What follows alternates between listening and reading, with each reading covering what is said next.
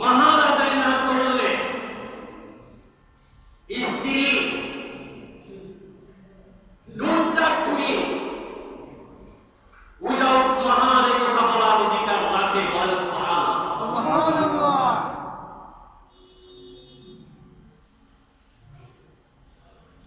বর্তমানে অধিকাংশ নারী তাদের এই অধিকারের ব্যাপারে সচেতন নয়। এর গুরুত্ব, এর কার্যকারিতা, এর হিকমত সম্পর্কে তারা অবহিত নয়।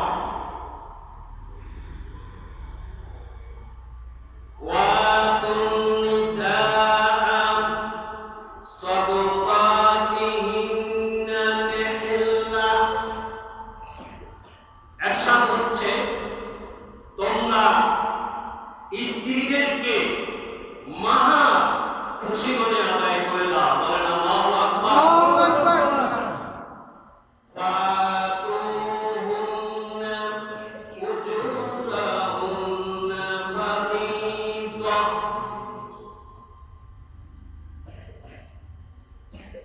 স্ত্রীদেরকে তাদের প্রাপ্য মাহার ফরজ হিসাবে আদায় করা। বলেন আল্লাহু আকবার। ওয়ালা গুনাহা আলাইকুম ফীমা তারাদাইতুম বিহি মিন বা'দিল ফরিদা। মাহার নির্ধারণের পর উভয়ের সম্মতিতে, স্বামী স্ত্রী দুইজনের সম্মতিতে মাহার কমতে পারে, মাহার বাড়তে পারে, মাহার ক্ষমা হতে পারে।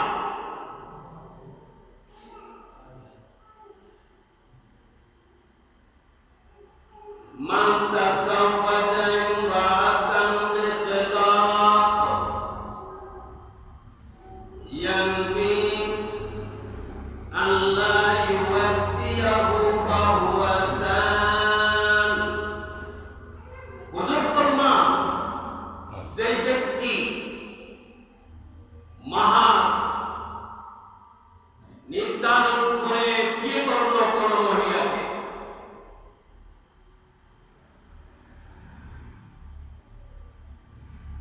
সে খেয়াল করে বসে আছে এই দেশে মাহার ধার্য করতে হয়, মাহার দিতে হয়। মাহার দিবে না। মাহার ধার্য করেছে সামাজিক রসুম মনে করে, সামাজিক রীতি মনে করে বিয়ের সময় মাহার ধার্য করতে হয়, কিন্তু মাহার দিতে হয়। এ কথা মনে করে মাহার ধার্য করলো এবং বিয়ে করলো। হুজুর ফরমান, এই দুইজনের মধ্যে যদি যৌন কার্য হয়ে থাকে, এই স্বামীকে আমাদের কঠিন ময়দানে আল্লাহর আদালতে জেনাকালের সাইনবোর্ড নিয়ে উঠবে। বলেন নাউযুবিল্লাহ। আরো করে বলেন নাউযুবিল্লাহ। ওয়ামান আদানা দাইনান ইয়ানদি আল্লাহ ইউআতিয়া ফাহুয়া সাদিক। হুজুর ফরমান, যে ব্যক্তি কারো থেকে ঋণ নেয়,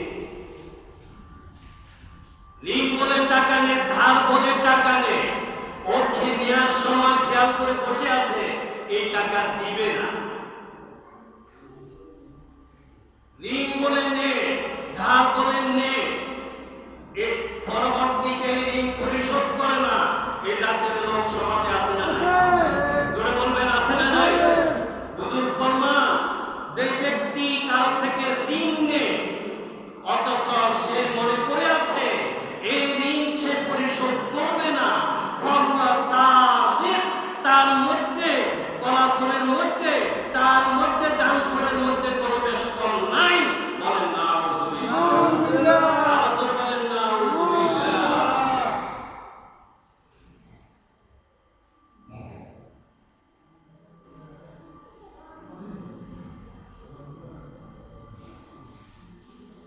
মাহা মেয়ের বাবারা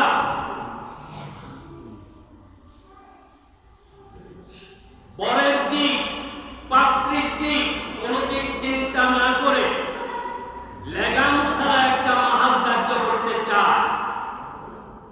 10 লাখ 20 লাখ 30 লাখ 50 লাখ এভাবে মাহার ধার্য করতে চায়।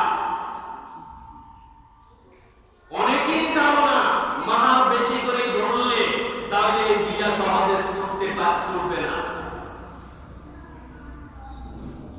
টাকা বিয়ে ধরে রাখতে পারে না। বিয়ে ধরে রাখতে পারে তিনটি জিনিস। আমার মানবদের উদ্দেশ্যে বলছি, আপনারা কান পেতে শুনুন। মাহা বিয়ে ধরে টাকা বিয়ে ধরে রাখতে পারে না। বিয়ে ধরে রাখতে পারে তিনটি জিনিস। 1 নাম্বার, স্বামীর জন্য যা করবেন সওয়াবের অনুভূতি নিয়ে করবেন। শ্বশুরের জন্য যা করবেন সওয়াবের অনুভূতি নিয়ে করবেন। শাশুড়ির জন্য যা করবেন সওয়াবের অনুভূতি নিয়ে করবেন। পরিবারের সদস্যদের জন্য যা করেন তা সওয়াবের অনুভূতি নিয়ে করবেন। 2 নাম্বার, সর্বক্ষেত্রে ব্যবহারে অমায়িক হবে। সকলের সাথে, ছোট বড় সকলের সাথে ভালো ব্যবহার করবে। 3 নম্বর, এটা দুনিয়ার জীবন, এখানে ঘাত প্রতিঘাত আছে। এখানে সব কিছু আপনার প্রত্যাশা অনুযায়ী হবে না। এই কথা বুঝে আপনি সর্বক্ষেত্রে সবর করবেন, ধৈর্য ধারণ করবেন। এই 3টি গুণ যদি আপনার মধ্যে সৃষ্টি করতে পারেন তাহলে আপনার দাম্পত্য জীবন, পারিবারিক জীবন সুখের হবে, স্থায়ী হবে, সুন্দর হবে ইনশাআল্লাহ।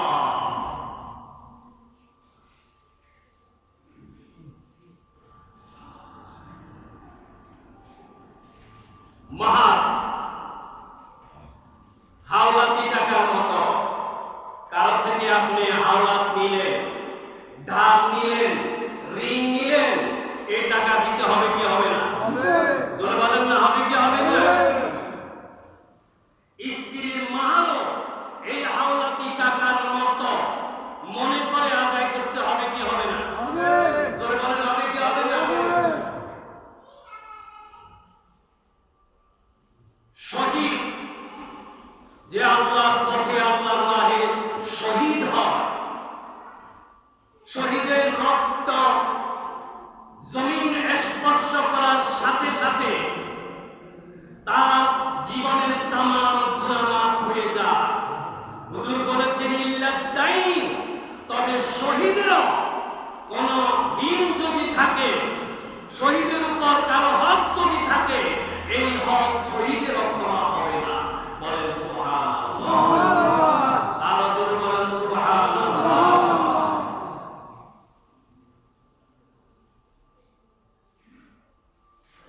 যত এটি বাংলা শব্দ, আরবিতে এটা বোঝানোর জন্য বায়না শব্দ ব্যবহার হয়, দাওহা শব্দ ব্যবহার হয়।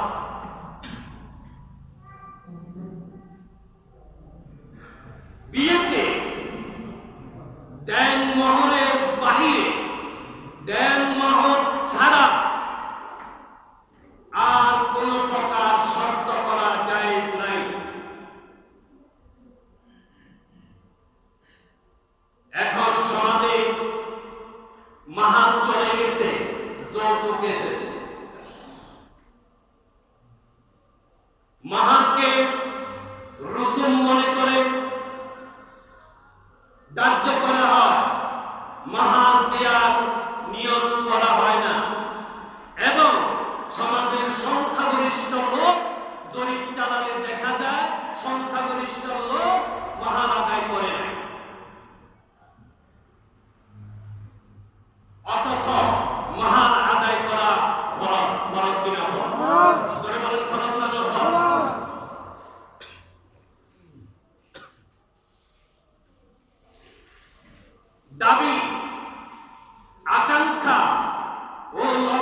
লোভ করার মানসিকতার কারণে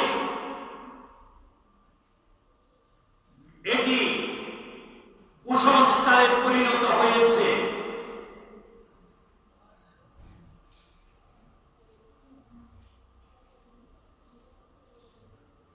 বরের পক্ষ থেকে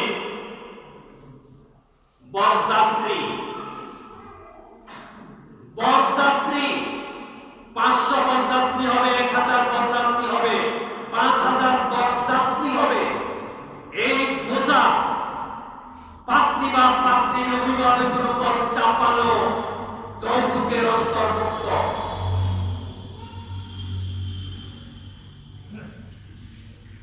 খাবারের নির্দিষ্ট আইটিম মেয়ের উপর, মেয়ের অভিভাবকের উপর আইটিম নির্ধারণ করে দেয়া, এটিও যৌতুকের অন্তর্ভুক্ত।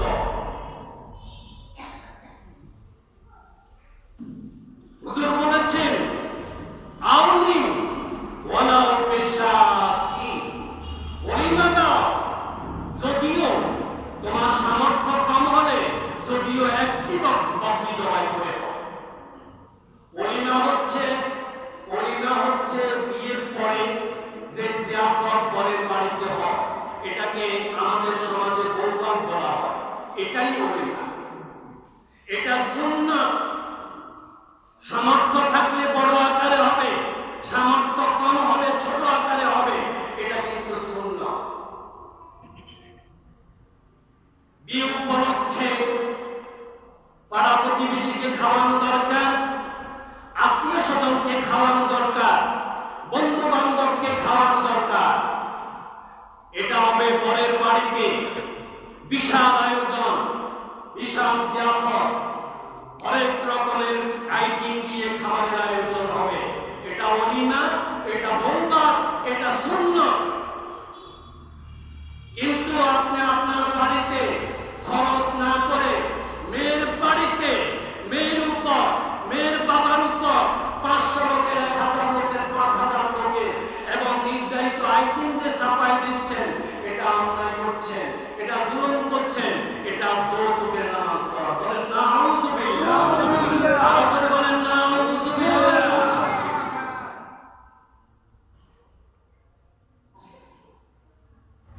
অনুষ্ঠানে কতগুলো মানুষ আছে খুব চালাক।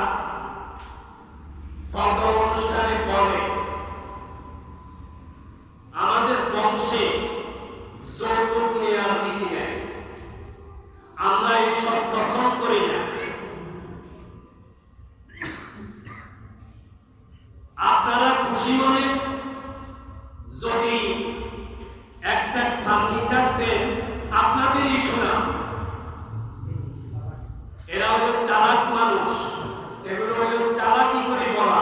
এটাও যৌতুক, এটা আগাগোড়া ঘোড়াটা যৌতুক, কোনো সন্দেহ নেই।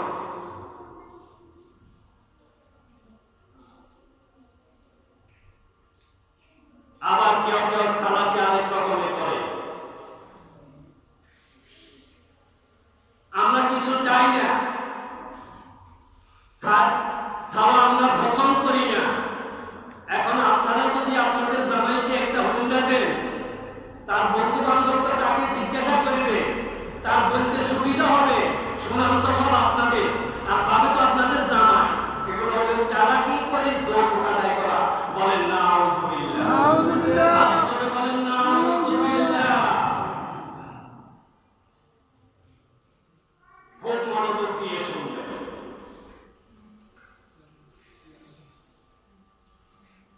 আইডিয়াটা ক্লিয়ার হতে হবে। হাদিয়া বা উপহার, এটা সুন্নাত, এটা সুন্নাত। এটা বিয়ে উপলক্ষেও হতে পারে, অন্য সময়েও হতে পারে। ফাতেমা জোহরা রাদিয়াল্লাহু তাআলা আনহার বিয়ের সময় হুজুর আলী কাররামাল্লাহু ওয়াজহু গরীব ছিলেন। যখন বিয়ে হয় তখন তার পরিবারে অনেক কিছু ছিল না, তাদেরকে দেওয়ার প্রয়োজন বোধ করেছেন। হুজুর হাদিয়া ও উপহার হিসাবে 3টা গুরুত্বপূর্ণ জিনিস দিয়েছেন। একটা মোটা চাদর দিয়েছিলেন, 2 বসার জন্য একটা গদি দিয়েছিলেন, 3 নম্বর পানির একটা পাত্র দিয়েছিলেন।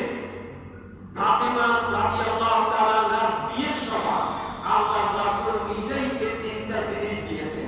এগুলো ছিল উপহার, এগুলো ছিল হাদিয়া, এগুলো হযরত আলী কারামাল্লাহু তাআলার পক্ষ থেকে কেউ দাবি করে নাই, কেউ চায় নাই, কোন কৌশলে প্রত্যক্ষভাবে বা পরোক্ষভাবে এই কথাটা উঠে নাই, হুজুর নিজের পক্ষ থেকে দিয়েছেন। এটা হচ্ছে হাদিয়া, এটা হচ্ছে উপহার। বলেন আলহামদুলিল্লাহ।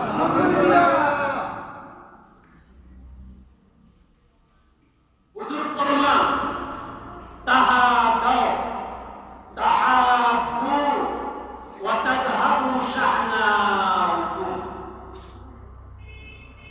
তোমরা একে অপরকে হাদিয়া দাও। এটা শুধু বিয়ের সময়ের কথা না, বিয়ের সময়ও হতে পারে, অন্য সময়ও হতে পারে, শুধু বরকনের মধ্যে না, অন্য ক্ষেত্রেও হতে পারে, বন্ধু বান্ধবের মধ্যেও হতে পারে। তোমরা একে অপরকে হাদিয়া দাও, উপহার দাও। এটাতে দুটো উপকার হবে, দুটো ফায়দা পাবে। এক, তাহাব্বু, তোমাদের মধ্যে ভালোবাসা না থাকলে ভালোবাসা সৃষ্টি হবে, আর ভালোবাসা থাকলে ভালোবাসা আরো গাঢ় হবে। 2 নম্বর, ওয়াতাযহাবু শাহনাকুম, অতীতে পরস্পরের মধ্যে কোনো মনোমালিন্য থাকলে, কোনো দুঃখ বেদনা থাকলে উপহারের মাধ্যমে তা দূর হয়ে যাবে। উপহার যেই ব্যক্তি পেয়েছে সে মনে করে নিয়েছে এই ব্যক্তি আসলে আমার আন্তরিক মানুষ। বলেন সুবহানাল্লাহ।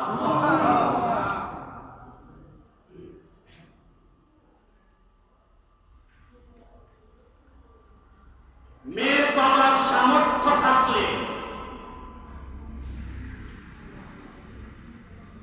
জামাতাকে হুন্ডা দিবে, হেলিকপ্টার দিবে, স্বতঃস্ফূর্তভাবে, তাদের দাবির মুখে না, তাদের আকাঙ্ক্ষার মুখে না, তাদের লোভের মুখে না, স্বতঃস্ফূর্তভাবে হুন্ডা দিবে, হেলিকপ্টার দিবে বা অন্য কিছু দিবে, তাতে ইসলামী শরিয়ার কোনো আপত্তি নেই, বরং এটি ভালো।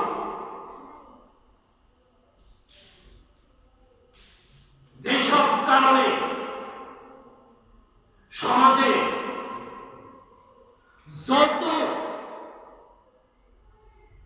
যৌতুকের ছড়াছড়ি, সমাজকে যৌতুক গ্রাস করেছে, যেই সব কারণে এর একটি বড় কারণ হচ্ছে কৃপণতা।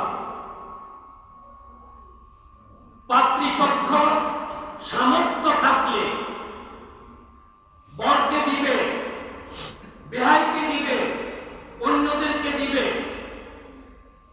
আর পাত্রপক্ষের সামর্থ্য থাকলে মেয়ের পক্ষকে দিবে।